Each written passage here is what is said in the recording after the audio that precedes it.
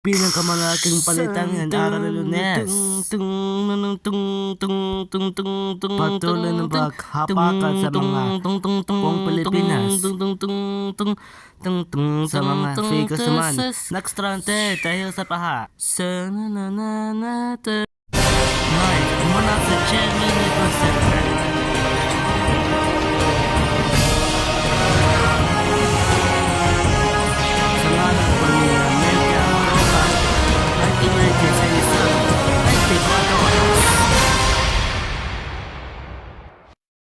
Po kayo sa mga ibang pang mga palita ng ating mga sasayang panahon. Si Pag-asa patuloy po mamonitor sa mga hapakat system tayo po sa mga ulan ng kulabang pag-ulan. Natutukan live mula sa Chairman Recruit Center Correspondent Atom Arroyo. Atom! Naku, Emil! Sana hindi mo ulit yung maulan. Katulad ng nangyayari sa Isidente noon Biyernes ng kape hanggang sa kaninang malitang araw ay natataas pa rin ng red level number 1 sa buong lalawigan ng Cavite at ilang yon pati sa mga ipaparte ng Pilipinas at tinaas din ng red level at sa mga orange level sa ibang bahagi ng Isabela, Ifugao, Nueva Ecija at Nueva Ecija, Vizcaya. Ops! Ba sinasabi ng Ecija? Pinag mo kanina?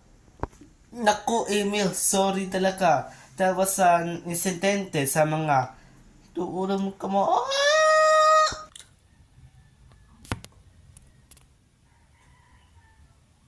Pagtayo Atom Arroyo at sa kanina mo may brown out sa atin dahil po sa malakas ang pagbukso ng ulan at matutupag kidlat. Abangan pinagkalsemo ng mga sungit ng mga tentera. Nalutang tayo sa mga insidente ngayon. Papalikan live sa 24 oras. Balik sa mga ka-viewers na pinaka-piprino at pinaka-importante sa inyo sa GMA News. 24 oras. Mga kapatid, mga kapuso, may masamang tangkap sa GMA News. Lumutang sa mga paha at tamangkihan ng mga insidente sa mga kapanihang pang-plot control project sinira pa sa Metro Manila. Mga motorcycle o mga motorista nagstranded dahil sa paha na ito. At dito mga sungin natitira sa mga social media ng mga kapatihan na strategian dahil sa pagpaha.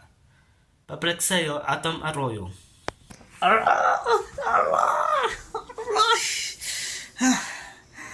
Saya mo na lang at naligtas na kami sa sa bagkin na ito.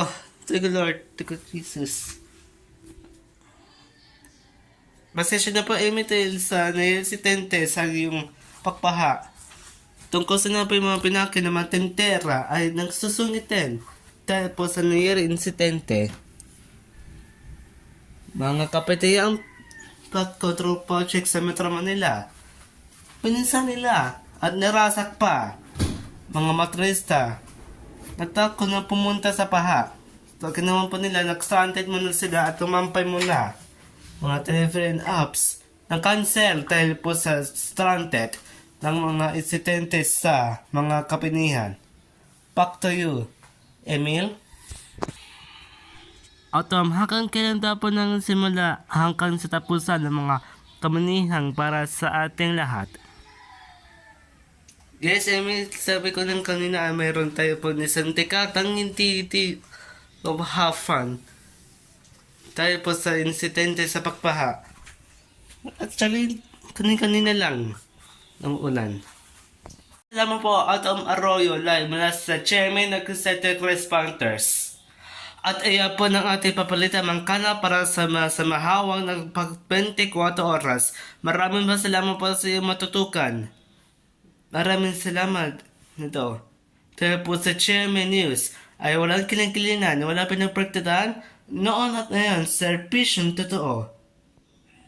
Ako po si Carlos Marpemonte at ayon ko sa iyo ng isang dahil din itututlog ng palita, natutok ako 24 oras.